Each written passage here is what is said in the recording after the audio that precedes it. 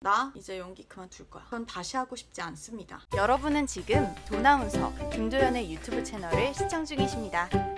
구독과 좋아요 눌러주세요. 됐어요. 안녕하세요 여러분, 투머치 토커로 돌아온 도나운서입니다. 오늘은요, 제가 아나운서로 전향하고 나서 제일 많이 들은 질문에 대해서 이야기를 해보려고 해요. 바로 연기 다시 하고 싶지 않냐? 연기 왜 그만뒀냐? 입니다. 연기 다시 하고 싶지 않냐? 라는 질문에 대해서는 지금도 질문을 굉장히 많이 받고 있고, 같이 학원을 다니는 친구들한테도 이 질문을 되게 많이 들었어요. 심지어 우리 회사 대표님도 여쭤보셨죠. 다시 연기를 하고 싶지 않니? 혹시 연기로 가기 위한 발판을 이걸로 삼는 거 아니니? 질문을 받았었는데 절대 아니에요. 전 다시 하고 싶지 않습니다. 절대로요. 왜냐? 두 번째 질문에서 얘기를 해드릴게요. 우선 연기를 제가 그만둔 거는 26, 1월이었어요. 정확하게 기억나요. 제가 15살 여름에 연기를 시작을 했거든요. 그러면 11년을 연기를 한 거죠. 근데 진짜 어렸을 때부터 저는 꿈이 배우였어요. 유치원생 때부터였던 것 같아요. 그렇게 오랫동안 꿈꿔왔던 꿈을 한 번에 접는다는 거는,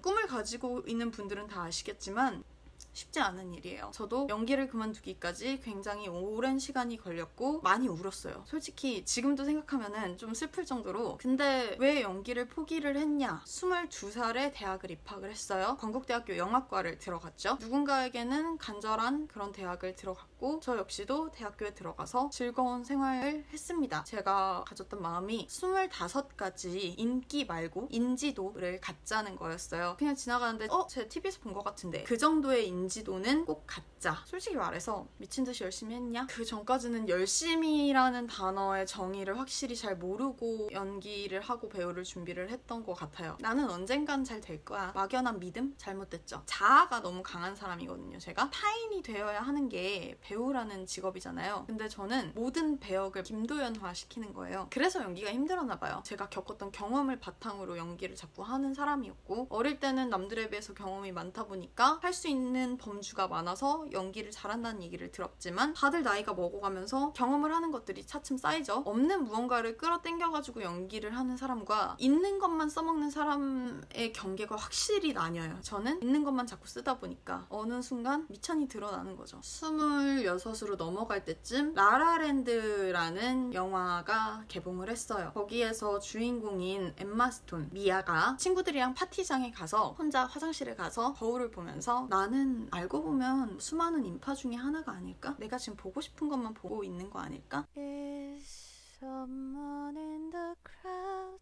the only thing you really see? Watching what the world keeps spinning round.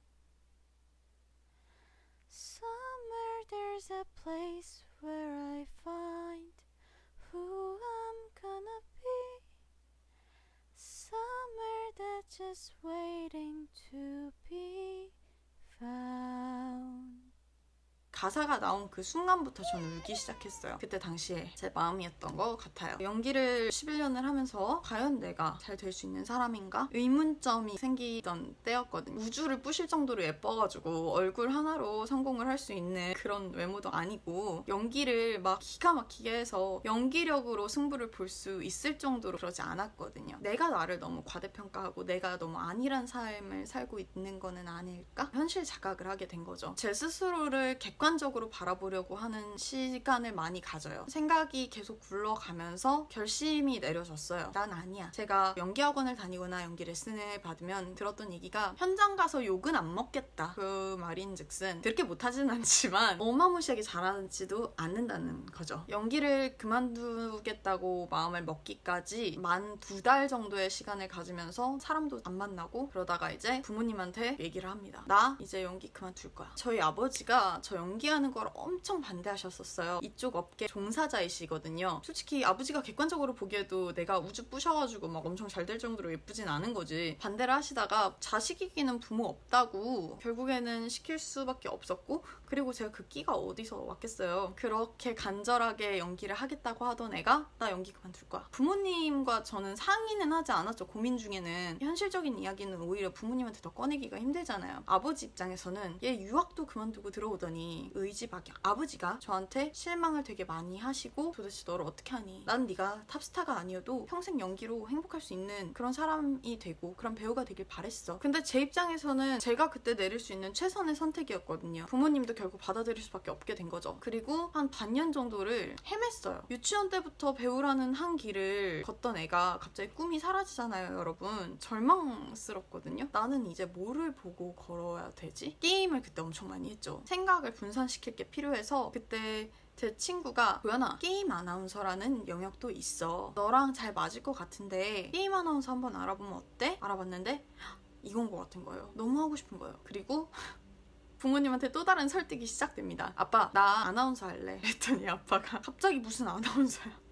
당연히 그렇지. 갑자기 무슨 아나운서야. 게임 아나운서라는 게 있는데 아나운서라는 영역은 레드오션일지라도 게임 아나운서는 블루오션이야. 나처럼 게임을 열심히 하고 게임에 대해서 잘 아는 사람도 적을 뿐더러 아나운서를 준비하는 분들 중에서는 아빠, 내가 게임하면서 시간 보내는 거 너무 싫어했잖아. 그렇게 버렸던 시간을 우리 같이 써먹자. 말 되게 잘하죠.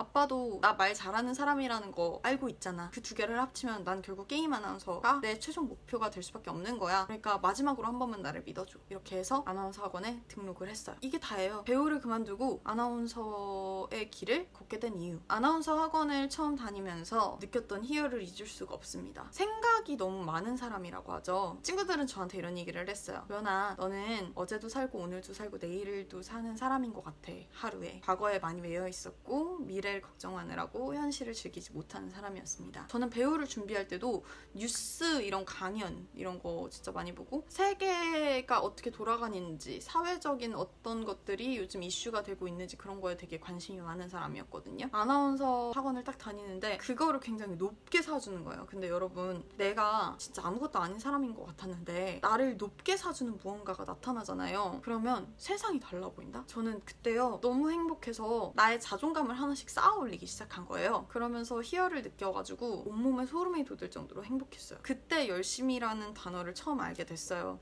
배우를 준비하면서 내가 열심히 사는 게 뭔지 몰랐던 사람이라면 1시에 학원에 가서 학원이 10시에 문을 닫는데 10시까지 연습을 하든 어쨌거나 학원의 지방령이 되려고 진짜 많이 노력을 했어요. 그렇게 해서 9개월 차가 됐을 때 입사를 하게 됐죠. 그래서 지금은 정말 행복해요. 사고와 가치관과 머릿속의 세계를 넓혀갈 수 있는 것에 대해서 행복감을 정말 많이 느낍니다. 그럼 오늘의 투머치 토커는 여기까지고요. 오늘도 시청해주셔서 감사하고요. 저희는 다음에 또 봐요.